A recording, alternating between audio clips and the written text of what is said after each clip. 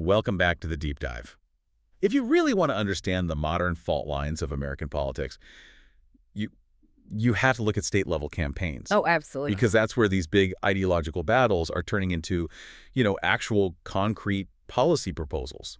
Today, we're taking you straight into a really high-stakes gubernatorial race in Florida. That's right. And our sources today are, well, they're extensive video transcript excerpts. They detail a candidate's platform that is unapologetically centered on the America First movement. And this isn't just talk, right? This isn't just rhetoric. Not at all. This is a policy playbook. It's designed to roll back what they see as decades of globalist and federal influence. So the mission for you, the learner, is to get a handle on the specific and pretty radical executive orders being proposed here. We want to map out the ideology underneath it all. We're looking at how this movement claims that things like international trade deals, immigration policies, global finance, All these huge macro topics. exactly, are directly affecting the price of a local home, the quality of a state university education, and even the survival of Florida's citrus industry. Okay, let's unpack this, starting with the classroom. Hmm. It seems like if the fight for Florida is about controlling the narrative, the battle begins where state money meets federal influence. Our universities. Exactly. The candidate immediately zeroes in on what they call the China student framework. Our sources discuss this current bilateral framework between the U.S. and China. So kind of grand, high-level diplomatic deal. That's the idea, and it allegedly involves accepting 600,000 foreign students into U.S. universities overall. 600,000. And what's the claim that directly impacts Florida taxpayers? That up to 200,000 of those students could eventually enroll in major Florida public universities. We're talking UF, FSU, UCF, USF. Schools funded primarily by state dollars. Right. And the grievance is framed as highly localized, very personal for Floridians. The argument is that local American-born kids from places like Charlotte County or Lee County are losing seats. In competitive programs. Highly competitive programs like engineering or even horticulture. Their families have paid taxes supporting these schools for generations, but the seats, they claim, are instead going to foreign students from, say, Shanghai or Beijing because of this grand strategy framework. So what's the proposed solution, the policy to fix this? It's a day one executive order. Raise tuition for all foreign students to $1 million per year. Wait, $1 million? That's not a tuition hike. That sounds more like a total blockade. Is the source material explicit that this is meant as a blocker, not a revenue scheme? Precisely. The stated goal isn't to maximize revenue at all. It is purely about restoring spots for Florida kids.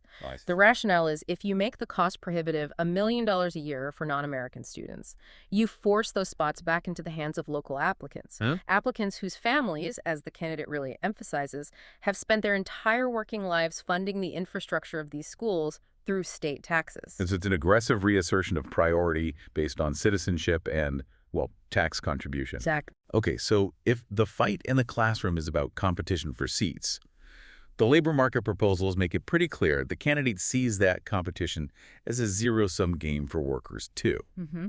How does that mindset translate to federal programs like the H-1B visa? Well, the platform just slams what it calls the systemic abuse of the H-1B program. They describe it as a mechanism for importing, and this is a quote, cheap foreign slave labor that directly harms American workers. But the sources go beyond that, right? They argue it actually harms the companies themselves. Yes, and that's what's fascinating. The argument is that it increases corporate attrition and reduces overall productivity. How so? The claim is that when you rely on this, constantly revolving door of lower-wage H-1B workers, you lose institutional knowledge. You face constant retraining costs, and the American workers who stay feel demoralized, which leads to lower efficiency, higher turnover. And the candidate offers a personal example to back this up. Yes, from their own investment firm, Azoria.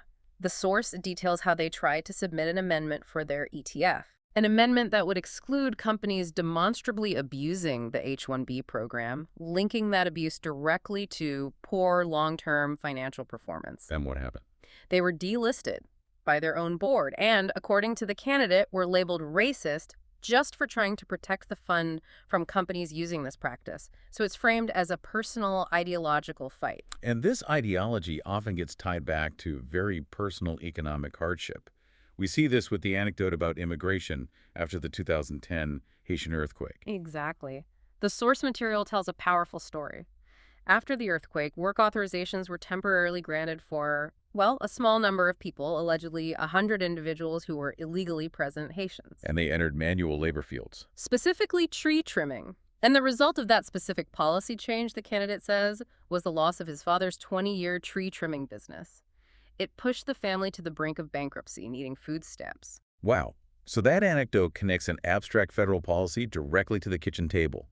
It explains why this candidate views immigration not as some abstract issue, but as an economic weapon. That's the narrative. It's crucial to the entire platform. Okay, moving from labor, let's talk about the literal decay of the state's culture. This brings us to citrus, an industry that defined Florida for a century. And the sources chronicle a catastrophic collapse. The numbers are they're shocking. Yeah. The Florida citrus harvest fell from a peak of 230 million boxes in 2005. 230 million. Down to only 14 million boxes in recent years. I mean, this is an industry that is just disappearing in real time. And the immediate cause is citrus greening disease, which the source notes, coincidentally, has origins in China. But the candidate argues the ultimate cause was something more insidious. Yes. Government apathy, indifference, and what they allege was intentional sabotage by leaders in Tallahassee. And the impact isn't just agricultural. No, it's cultural devastation. The source portrays these hollowed-out communities, places like Frostproof, Okeechobee. They were small, thriving agricultural hubs, family businesses, local shops, all replaced by, Dollar Generals or liquor stores.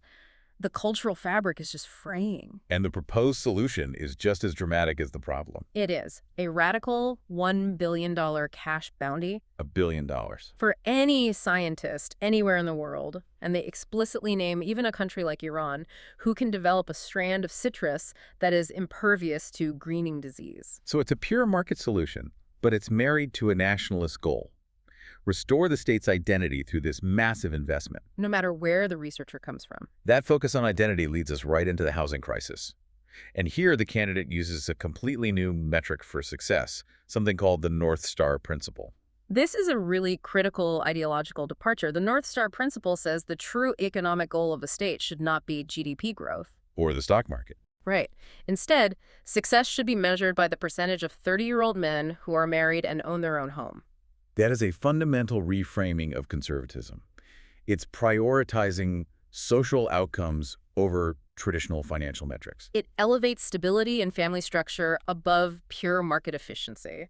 And so the core threat identified is the financialization of homeownership. Meaning private equity firms like Blackstone and foreign nationals outbidding Florida families. Yes, partly because those firms benefit from much lower capital gains tax rates. And the source material is just as critical of proposed solutions, like the 50-year mortgage. It calls it usury and debt slavery. The argument is that this kind of mortgage makes homeownership a generational struggle, not an achievement. The math they use paints a grim picture. How so? An average family might pay, say, $250,000 to the servicer over those 50 years, but only gain maybe $18,000 in actual equity. They're just renting from the bank forever. So the proposed policy solution, Executive Order Number 3, is simple but radical. Ban private equity firms like Blackstone, Airbnb speculators, and all foreign nationals from buying single-family homes in Florida. And they cite Canada's similar policy as a precedent for this. They do, arguing that protecting the domestic housing supply for families is the state's primary responsibility, not protecting assets for global financial entities. Okay, here's where it gets really interesting. This is where state politics crashes directly into international affairs. We need to talk about the state law introduced by State Representative Randy Fine, which addresses anti-Semitism. Right. This specific statute, Florida State Statute 101.05, is where the controversy, according to the source material, just explodes. Because the definition of anti-Semitism is extremely broad. Exactly. The source notes that the definition includes criticizing the Jewish state, Israel, holding them to a double standard, or denying them their place on the world stage. Which creates a direct tension with free speech on taxpayer-funded college campuses. It does. The claimed consequence is that students could be punished or even expelled from state universities for political speech. For example, calling the Israeli prime minister a war criminal. The source even calls the signing of this law by Governor DeSantis in Israel an elaborate humiliation ritual. And this political allegiance gets tied directly to state finances through a controversial bond investment. The $385 million Israeli bond investment. Precisely. After October 7th, 2023, the Florida state government purchased this massive block of Israeli bonds. And it was framed publicly as a political decision, a show of solidarity. Yes. But the candidate's attack centers on fiduciary responsibility. The argument is, not only is the debt of a country at war inherently risky, but Israeli bonds often yield less than U.S. treasuries. So it's a bad investment for taxpayers. And here's the paradox they attack.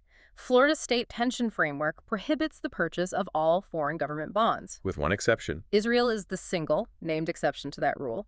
The candidate argues the state is prioritizing political symbolism over its duty to state retirees. So Executive Order number 2 is designed to fix both problems at once. Fully divest the $385 million from those bonds and immediately use that capital to start a statewide down payment assistance program, specifically for young married couples in Florida. The political fallout from proposing that must have been severe. Oh, it was. Israeli media allegedly called the candidate a threat greater than Donald Trump. But the candidate frames the opposition, which calls the policy anti-Semitic, as ironic. How so? By arguing that the down payment program would benefit young Jewish couples in Florida just as much as anyone else. So opposing it is, in a way, detrimental to those very residents. It's a kind of ideological jujitsu move. The sources also detail a personal journey that frames this whole candidacy. The candidate describes moving from being a global macro investor, someone living by the data on a Bloomberg terminal, to a strong nationalist. Yes, a pivot that happened after traveling Florida and seeing what he calls hollowed-out places firsthand. A realization that maximizing the free market, if you take it to its logical extreme, could lead to what he calls a slave auction. And so the economic goal shifted. It was no longer about maximizing corporate profit margins, but about fostering a free people, meaning prioritizing the well-being of American citizens above all else. This stance immediately created friction in the primary race, leading to some intense identity politics. Right. The opponent, Byron Donalds, had this immense $45 million war chest and had been called a slave to his donors by the candidate. And the opponent's campaign fired back, calling the candidate racist. Which then triggered a third group, the Foundational Black American Society, to jump into the fray. They challenged the opponent, arguing that because his mother is Jamaican and Panamanian, he was engaging in cultural appropriation. And they use a very specific charged term for him, the tether. Right. That term is meant to describe someone who is a recent immigrant or descendant of immigrants who has, recently entered the system and is trying to appropriate the historical suffering of the descendants of chattel slavery in the U.S. So it highlights this complex and often brutal infighting over who owns which narrative. Okay, finally, let's cover the most legally contentious proposal, the one challenging a decades-old Supreme Court ruling, immigration in schools. The platform claims there are 1.4 million individuals illegally present in the state with their kids enrolled in public schools. And they cite a teacher's report to illustrate the impact. Yeah, that 7 out of 20 ninth grade students didn't speak English.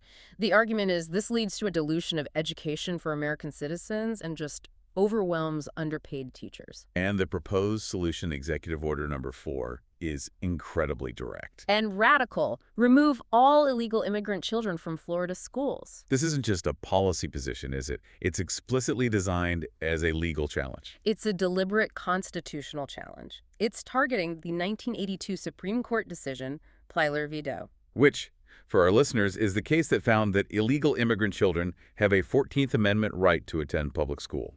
Exactly. So by enacting this executive order, the candidate is trying to force the Supreme Court to revisit that ruling, believing the state would win a legal challenge today. The stated assertion is that it is cruel to force American citizens to dilute their own taxpayer-funded education. So if we connect all this to the bigger picture, the entire platform really seems like a blueprint for state-level ideological warfare. I think so. The debate in Florida reflects a broader national tension. It's that conflict between sort of traditional, globalist, financialized conservative principles and this populist America First agenda. A movement that's trying to redefine the whole purpose of the state economy. Right. Shifting the focus from maximizing financial capital to prioritizing social and cultural stability like family, marriage, and homeownership. So what does this all mean for you, the learner? This deep dive shows how a political movement can translate these seemingly abstract global issues, China trade deals, federal immigration policy, into direct, tangible impacts on your community. whether it's the availability of a university seat, the health of a local industry, or the price of a home. The source material highlights this intense focus on preserving a specific cultural identity. Even defining success not by standard economic metrics like GDP, but explicitly by social benchmarks. Marriage and homeownership. So does prioritizing social outcomes, the preservation of a specific cultural vision over pure market efficiency, fundamentally change what it means to be a conservative state? And can one state, through executive orders, truly challenge the entire federal framework of free trade and constitutional law? That's something for you to mull over.